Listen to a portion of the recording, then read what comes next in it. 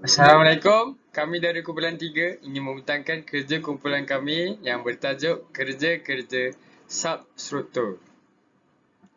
Sebelum saya mulakan pembentangan, saya ingin memperkenalkan ahli kumpulan saya.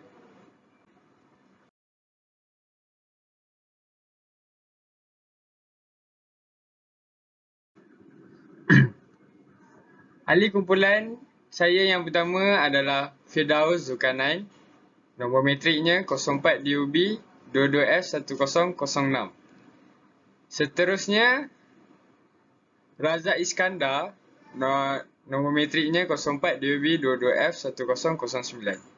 Ahli kumpulan yang seterusnya adalah diri saya sendiri, Muhammad Zarif, 04 DUB 22F1032. Dan akhir sekali, Zikri Haziq, 04 DUB 22F1015.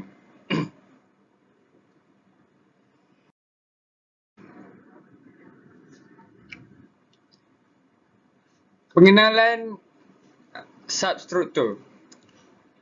Substruktur ialah bahagian bawah atau struktur yang pada dasar atau menyokong struktur binaan.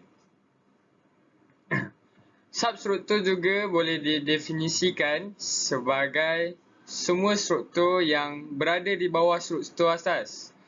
Asas juga merupakan salah satu komponen substruktur.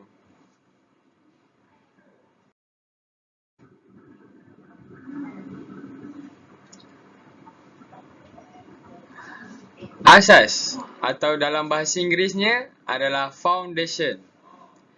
Asas adalah bahagian bawah struktur bangunan yang memindahkan beban gravitinya ke bumi. Asas pula mempunyai dua jenis asas.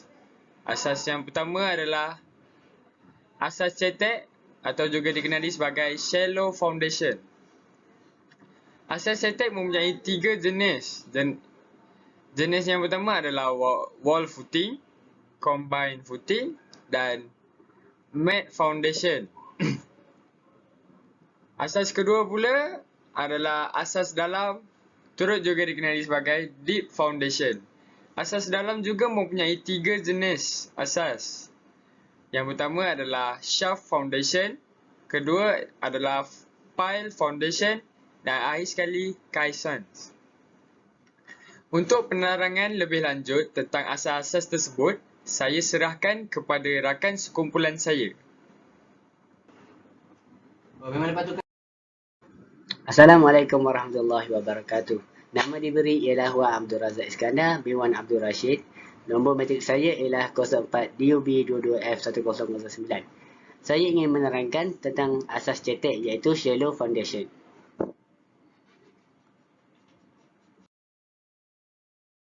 Foundation yang pertama ialah wall footing.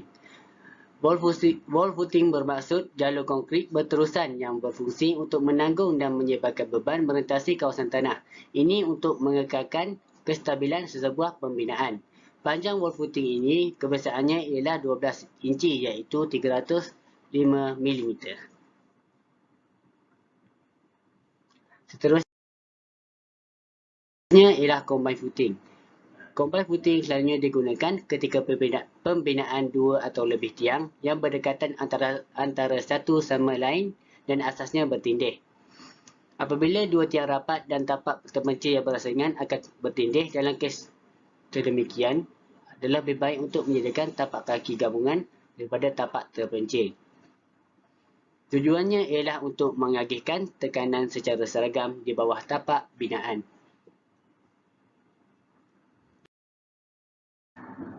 Seterusnya ialah mat footing.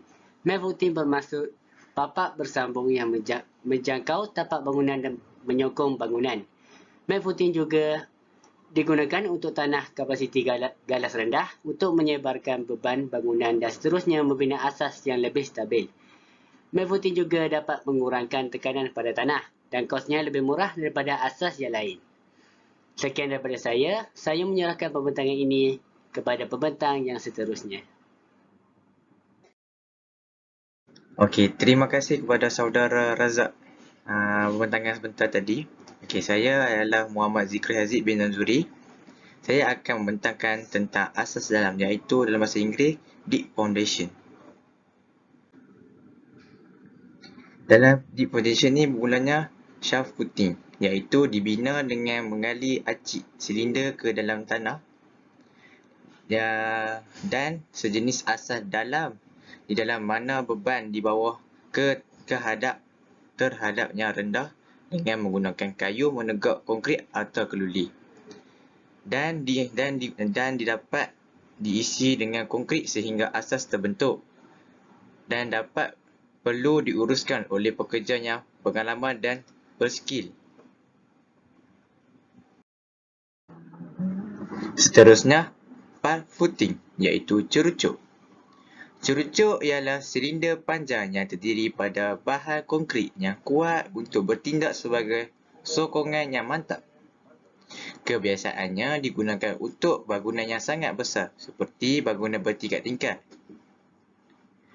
dan mudah didorong ke dalam tanah dan tidak dapat dilihat setelah pembinaan selesai.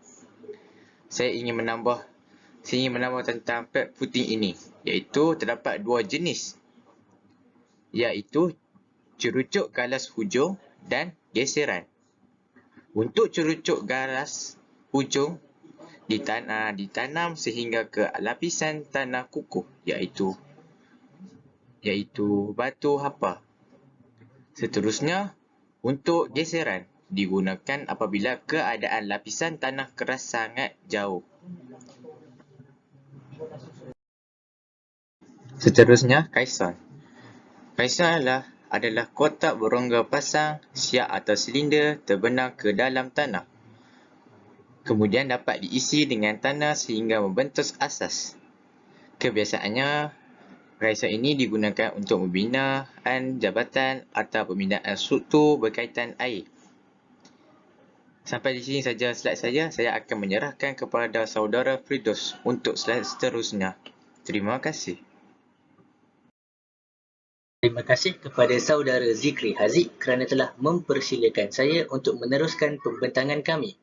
Nama diberi Muhammad Firdaus Zulkarnain bin Shahrizal, nombor matrik saya 04 DUB 22F1006.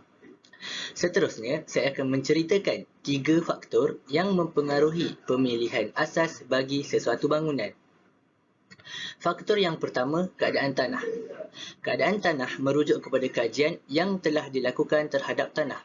Seperti mana yang kita tahu, sebelum sesuatu pembangunan dibuat, pihak kontraktor perlulah melakukan kajian terhadap tanah untuk mengenal pasti jenis tanah dan asas yang bersesuaian untuk digunakan. Faktor yang kedua, kos. Kos merujuk kepada peruntukan yang telah diperuntukkan untuk sesuatu kos. Pihak kontraktor perlulah bijak untuk memilih asas agar mencukupi dengan kos yang telah diperuntukkan supaya tidak berlakunya projek itu kerugian kerana memerlukan dana tambahan. Faktor yang terakhir sekali, beban. Beban merupakan berat sesuatu bangunan, tidak kira sama ada bangunan tersebut tinggi atau rendah. Secara mudahnya, semakin tinggi sesuatu bangunan itu, semakin bertambah bebannya.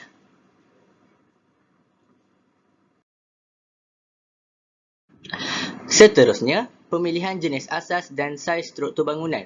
Jenis dan struktur bangunan yang pertama, kurang daripada 4 tingkat dan beban yang kecil.